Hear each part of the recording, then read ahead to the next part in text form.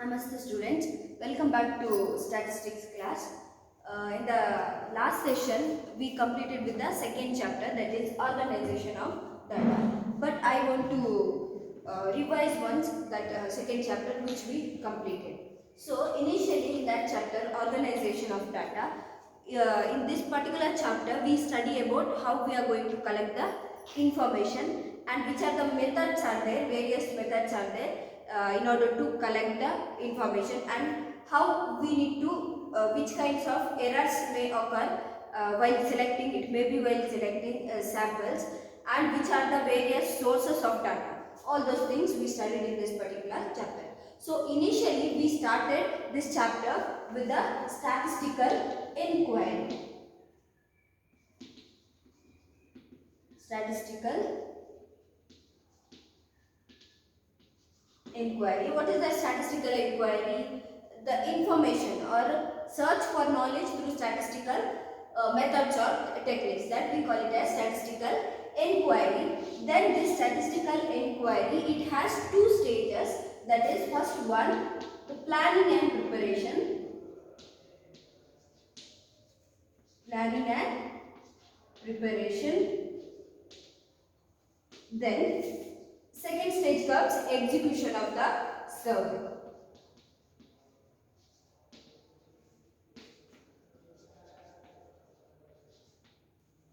Execution of the survey. Now, first one, planning and preparation. We have to plan what and all things is required in order to go for this survey or this study. And next, execution of the survey. Execution of the plan. What we planned in this particular stage, that we are going to execute. Then, after going through two stages of statistical inquiry, we move towards the collection of data. Collection of data. What is that collection of data? There we studied who is investigator. Who is investigator? Investigator is a person, one who conducts statistical inquiry or study. He is a investigator. Then we have seen there enumerator. Who is enumerator? Enumerator is a person who collects information for the investigator. He collects information for the investigator. He collects it from informants or the respondent. From them he collects and he give it to the investigator. Then we studied their informant or respondent. Informant or respondent is the person who provides the information to the enumerator. If, for example, if you are going to particular college or particular class, you are conducting some survey. Who are your informants? Those students are your informants. Each individuals or units, those students are your informants. Then we discussed about investigator, enumerator, and informants or respondents. These are important for one mark question. Then there we have seen the types of data. Which kind of data available there? There we have seen primary data,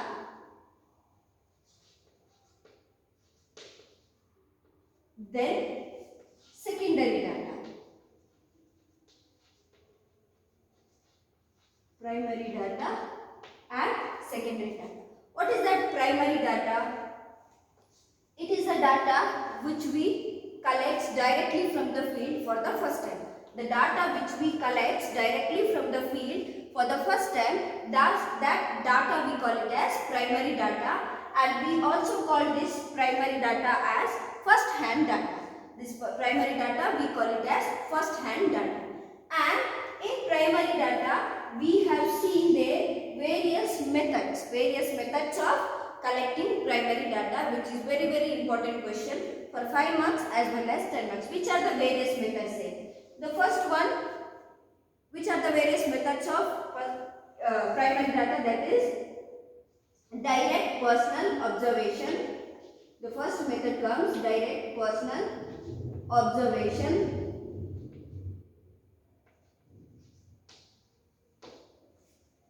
Second one, indirect indirect oral interview. Then third one, information through agents or correspondent. Information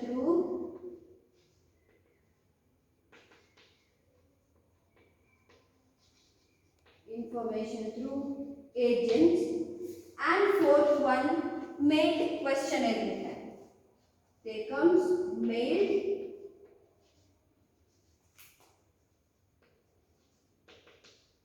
questionnaire method. And the last method is enumerators and schedule sent through enumerators.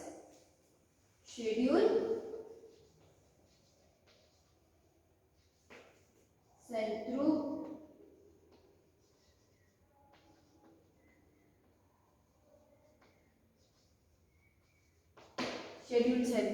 enumerators. So in case of primary data, there are various methods of collection of primary data. First one, direct personal observation.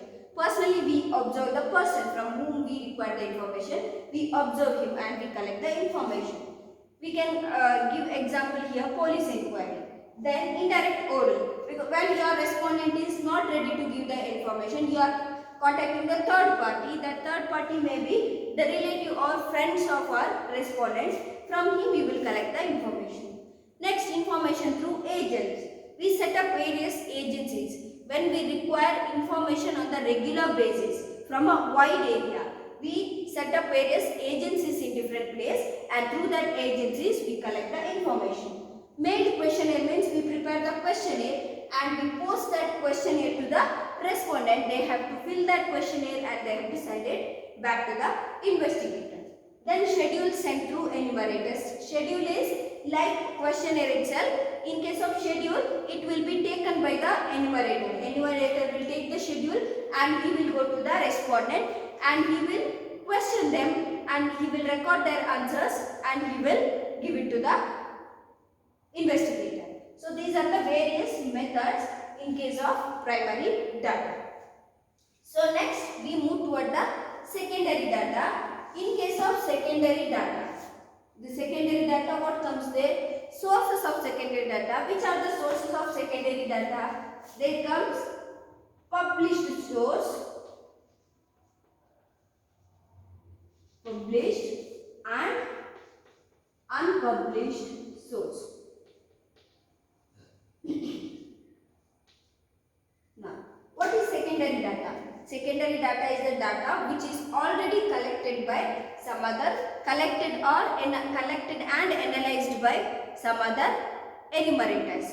Secondary data is the data which is already collected and analyzed by some other enumerator. And we call secondary data also, it is a second hand data. We call it as second hand data because it is collected by someone else for some other purpose, but we are referring. For reference purpose, we are referring for in order to do one survey or study, we are referring that data which is collected by someone else. But there are two sources from where we can get secondary data. One is published source. Published means which is published where a public can see. It might be the books, from the books or newspapers or journals or any of the website which will be published. Through that what we refer, that from that published source what we collect, that we call it as published source. Unpublished means these are the record maintained by the government officers or panchayat or municipalities or any of the educational institutions. So these are the record which are not published, but these are the record, these are the important records which are not published, that we call it as unpublished source. So this is about the secondary data. Then we move towards the methods of, there are two methods of survey or study. Which are the two methods? That is census enumeration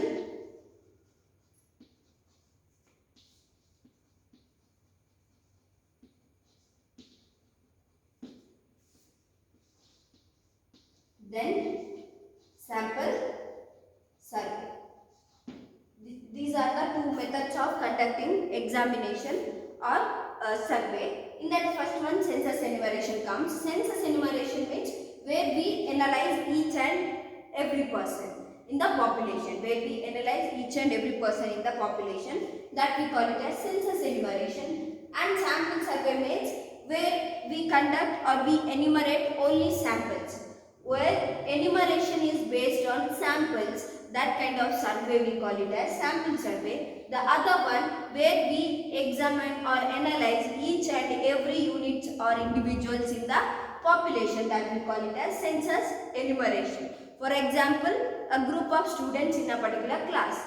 We examine all, for example, 70 students. We collect information from all 70 students. We go to each one of them and we collect information. That is census enumeration. Sample survey means we select 10 people. We select 10 people and from that 10 people we collect information. So that is sample survey. And later we have seen the difference between census enumeration and sample survey, and also we have seen what are the merits of census enumeration and demerits, and merits and demerits of sample survey. So next, in the last session we discussed about the sampling. What is sampling? Sampling is choosing or selecting a samples from the population. It is a choosing or selecting or extracting samples from the population. That process we call it as sampling. And there are three methods.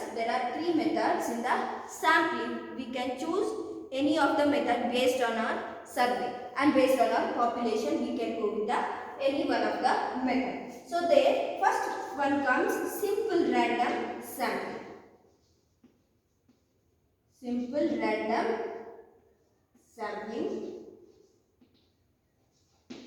Then second one comes systematic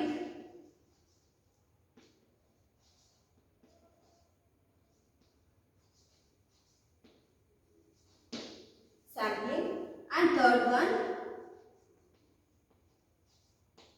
stratified sampling.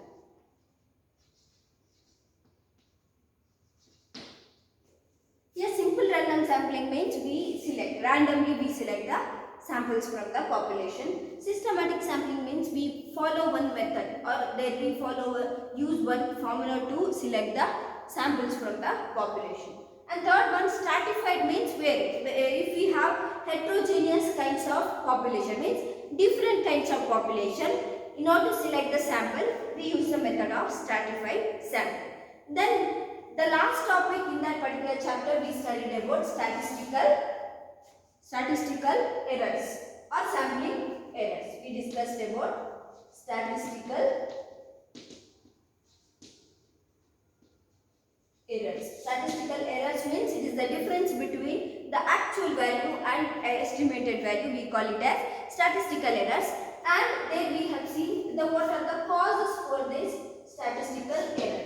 What are the causes? It is the cause maybe at the origin.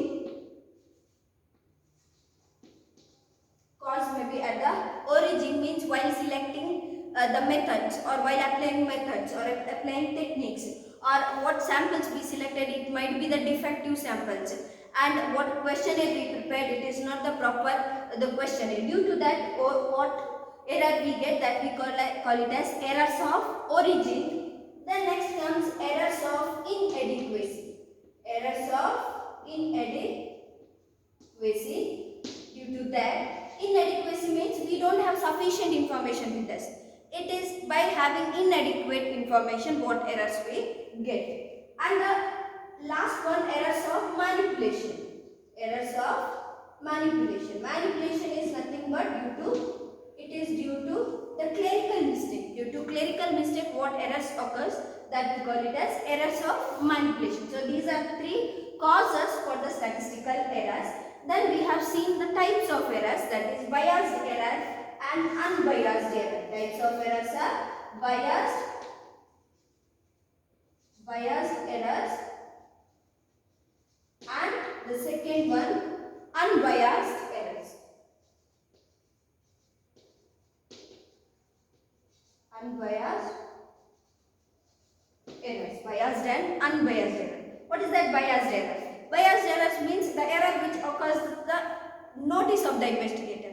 Investigator will be knowing this error had happened, so he can control it. So these are the controllable errors. Error which occurs with the notice of the investigator. Unbiased error means error which occurs without the notice of the investigator, so he cannot control it. So these are two errors. Then we have seen at last the measurement of these errors. How we can measure? So in that measurement we can see the absolute measure, and relative measure.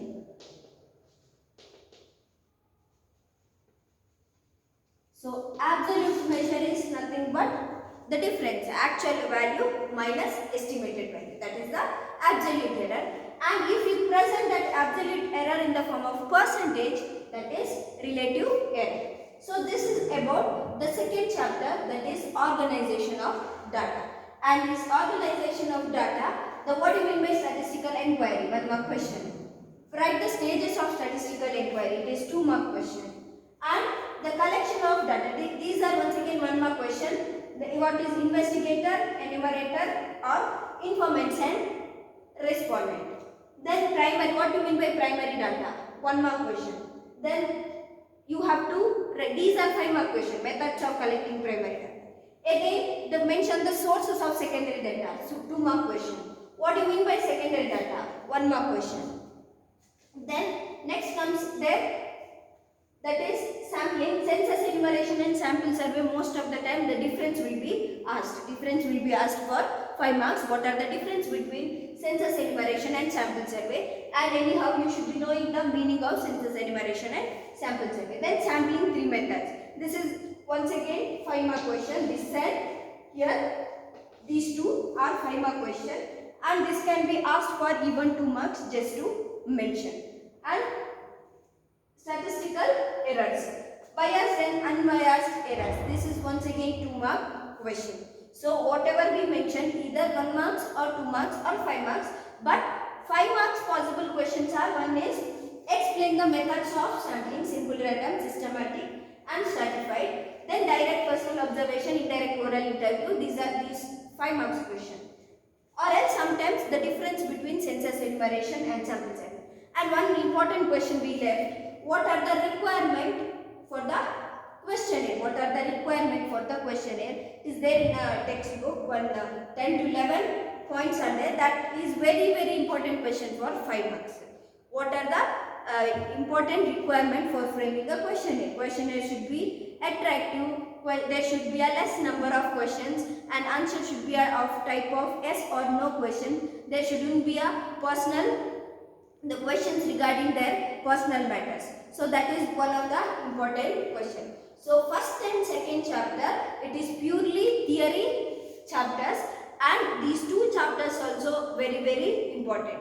There are 5 mark question and there are 2 marks and 1 mark question, and these 2 chapters are easy. Then next chapter, it is third chapter, that is classification and tabulation. In the first chapter we studied about what are the introduction part and some of the basic concept. Here we studied which are the methods of collecting, which are the sources, various sources, from where we can collect the information, and which are the various methods, how we can conduct the survey, either census enumeration or sample survey. So after collecting information, what we have to do, that we are going to study in the third chapter, that is classification and tabulation. So we will discuss about classification and tabulation.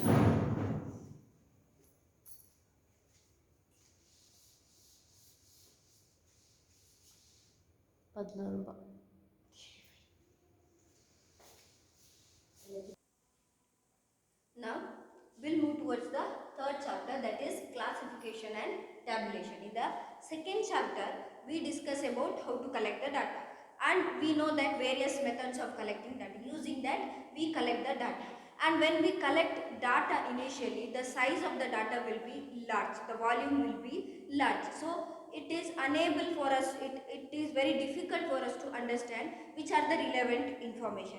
which we need to include or which we need to exclude, which are the suitable information. So what we need to do? So we have to, there whatever information we collected, we have to group that information, or we have to bring it together, or we have to classify that information. So there comes the concept called the classification. After classification, then we tabulate the information. So that tabulation part we'll see later. So there comes when when the collected information will be of in bulk size, and it is when we are difficult to understand the relevant information or which are the suitable information. So there we need to classify the information. We have to classify the information. So what do you mean by classification then? So according to Professor Horace Segrest, classification is the process of, it is the process of arranging the data into, it is the process of arranging the data into sequences and groups according to their common characteristics. So it is the process of arranging the data into sequences and groups according to their common characteristics. What is that sequences? Sequences is which should come first, what next, then what after. So we have to arrange it in a order or sequence, then we have to group it, we have to bring it together which is of similar nature. We have many information, and here one group of same characteristics, here one more group of same characteristics, and here one more group of same characteristics. So we have to group them according to their common characteristics or according to their similarities. Firstly, we need to arrange it in a sequence, and we have to group them according to their common characteristics. What is that common characteristics? For example, one class is there. We will separate this side boys, this side girls. So that is according to their common characteristics, we are grouping them. So same way, the information or data which we collected, we have to group them. We have to group them for what purpose? So what might be the objectives of this classification? Why we need to do so? What might be the reason? So what might be the objectives? So if we see what is the objective, to reduce the size of the data. As I said, when we collect information or data in the beginning, it will be in a bulk size or the volume will be too large. So it is difficult to understand. So in order to reduce the size of the data so that we can make it use, in order to reduce the size of the data, we have to group it or we have to classify. What happens if we classify? If we classify, we get there small groups of information, and also according to the sequence we get. So there will be, the size of the data will be reduced. The one objective of classification is to reduce the size of the data. Then next, to bring the similarities together. As I said, when we group according to their common characteristics, we are grouping. The similar kind of data will be in one group, and other kind of data will be in one group. So it's a group of similar characteristics, so that it is easy to use it in the survey. So that it is easy to use it in the survey or study, because for statistics, we require homogeneous kind of data. It should be of similar kind of data. Otherwise, it is difficult to use it in the statistical survey or statistical study. So, for that purpose, in order to bring the similar characteristics, the information of similar characteristics together, we use the classification. Then, to facilitate comparison. When we can compare, if it's of similar nature, then only we can compare. As I said, the performance of one PU student, we can compare it with the performance of another PU student. We cannot compare the performance of PU student with the 10th standard. That is of different. It is not of similar nature. So, in order to comparison purpose, we need to have the information of similar characteristics or similar characteristics together. If we get, then only we can compare. So one more purpose is, or objective is, to, for the purpose of comparison, we need to classify the information or data. Then, to give importance to the significance features of the data. Significance features of the data means, when we collect data, it will be of bulk size or the volume will be large, and whatever information we collected, all the information we are not going to use in the survey. What we have to do? Which are the very important factor? Which are the very important factor in this, out of these information, which are very important? Only that we have to include.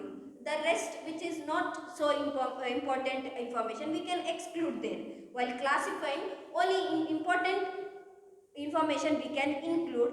Other things which are not or irrelevant for this survey, we can exclude it there. So in order to give importance to significance feature, which is very important, significance feature means which are very important, only those things we can include, rest of the things we can exclude them. So in order to do so, we need to classify. In order to do so, we need to classify. In order to get important things from the collected information, we need to classify. Then we can take only important, rest we can exclude there itself while classifying. Then to enable further statistical analysis, when we do so, then we get one data which we can use it for further statistical analysis, for our survey or study, or for future further what survey we are going to do. For that we can use, if we classify the information. So to enable for further statistical analysis, to make it use for the statistical analysis, we need to classify. So this is about classification, and these are the objective. One main objective, to reduce the size or to bring the similarities together, and also to compare the data, and also which is not important we can exclude, and which is very important we can include there. Then to make it use it for further statistical analysis. So this is about classification. And next, there are various kinds of classifications are there. So what are that various kinds of classification, or the types of classification? We'll see that topic in the next session. For today's session, we can wind up with the classification definition and also the objectives of classification.